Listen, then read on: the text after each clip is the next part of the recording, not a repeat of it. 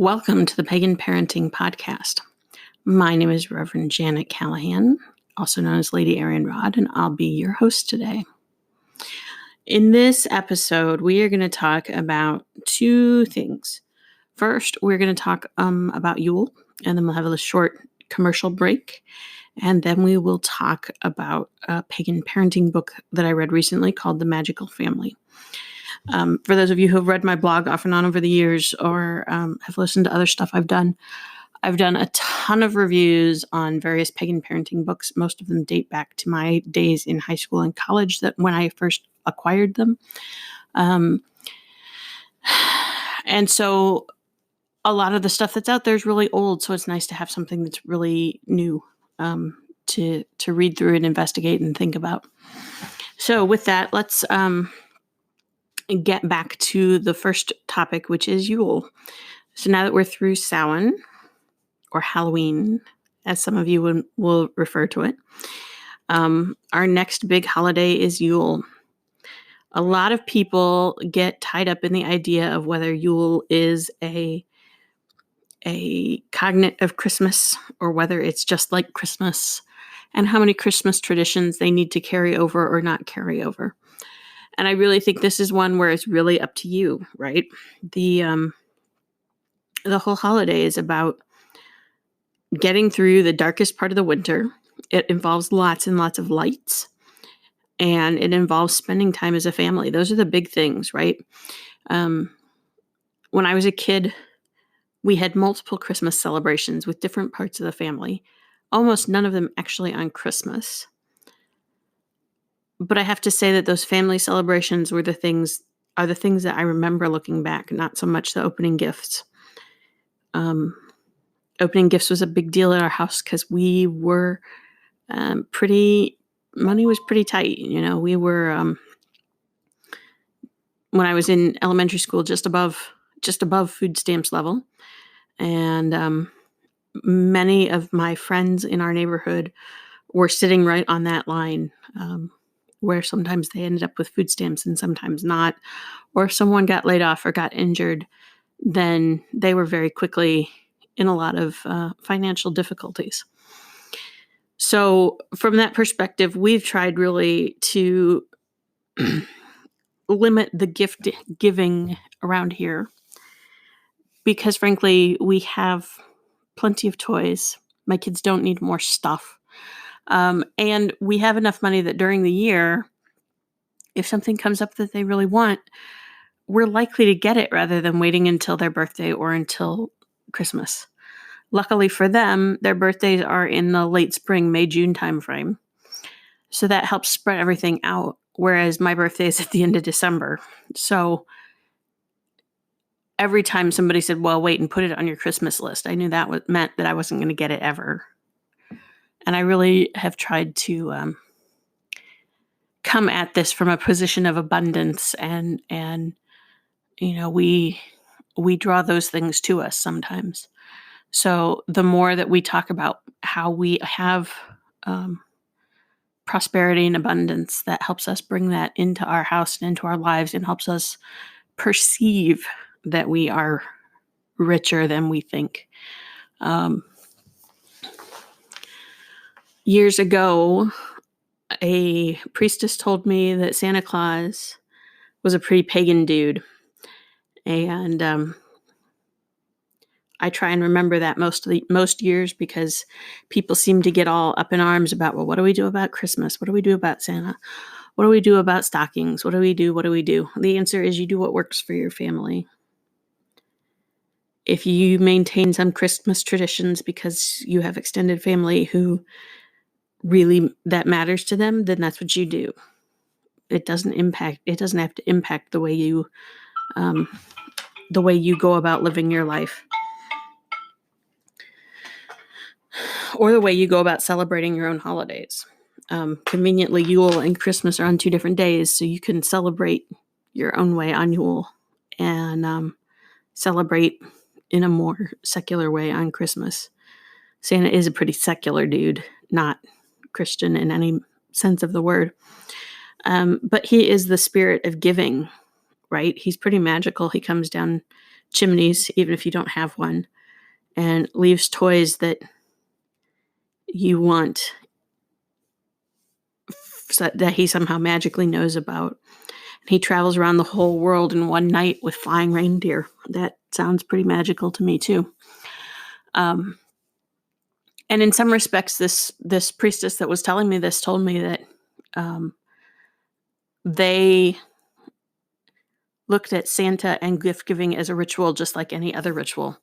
So for them, it was an aspecting sort of ritual, an invocation, if you will, where they invoked the spirit of Santa, the spirit of Christmas, and then acted in his stead as his priest or priestess. Because as us adults know, the adults are the ones who actually leave the gifts and who actually eat the cookies and so on and so forth. And in that respect, it really is an act of magic. It is an act of doing the work of the spirit while invoking his avatar.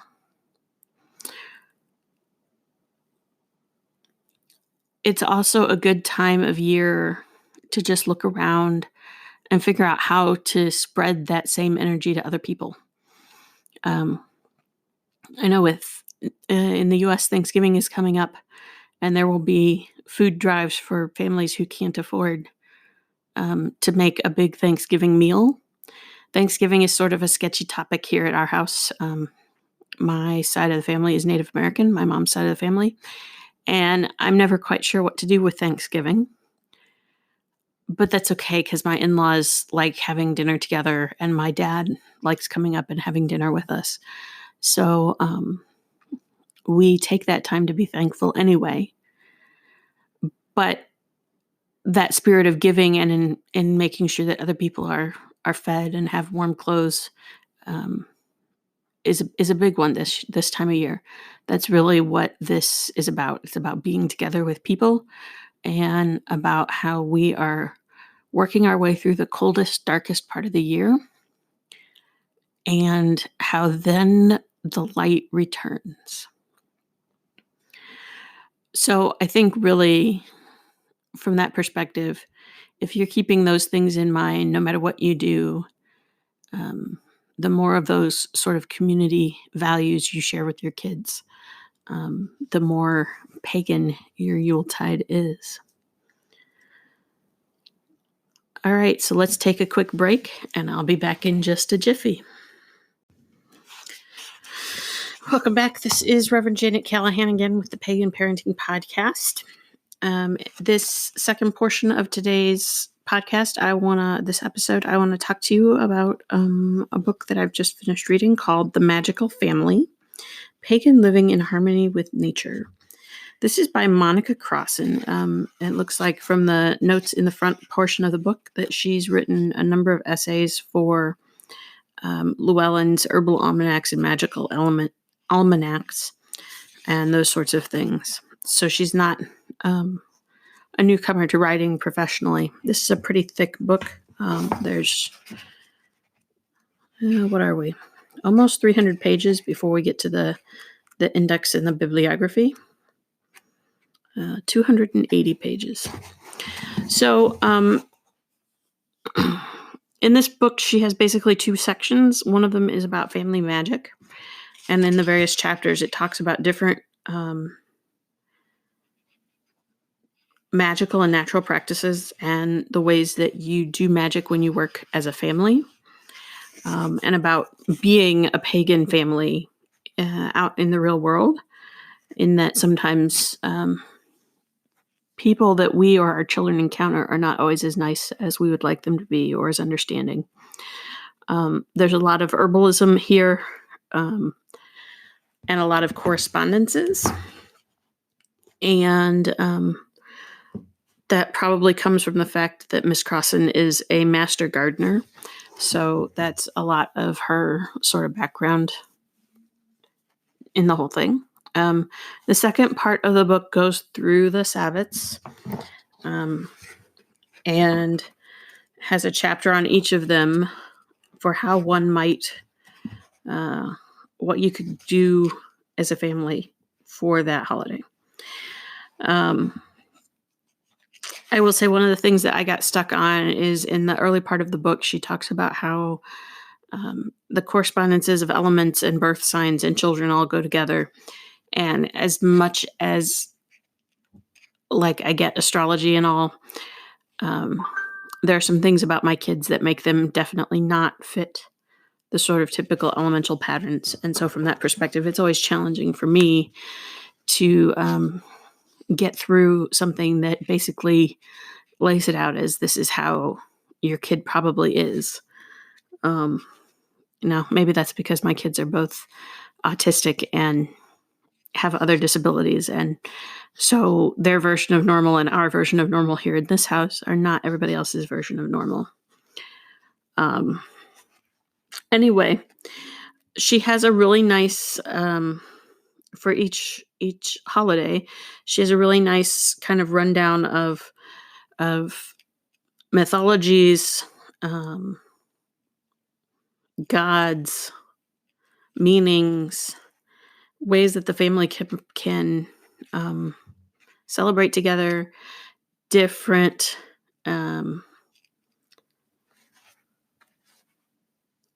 craft type things for each holiday and for each of her other chapters.